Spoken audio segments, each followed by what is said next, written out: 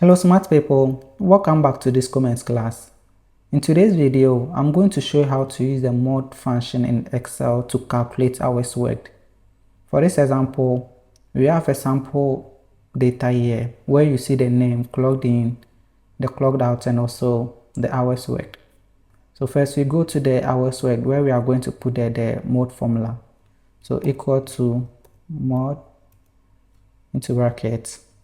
Now you select the ending time minus the starting time, comma 1. Now you close the brackets and you do it times 24 hours. So you put it times 24. And now you click on the enter or the return. Now as you can see, it has given us the result. So the result is also in time.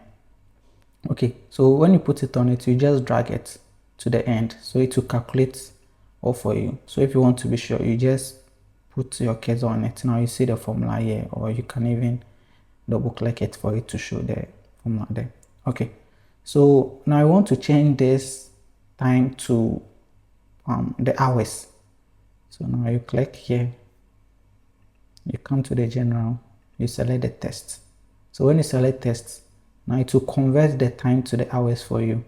And if you want to change it to 2 decimal points, you just right click it,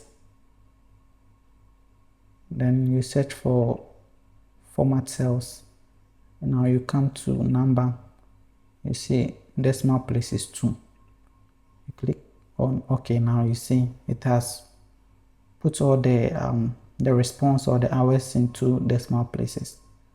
Okay, so that's all for today.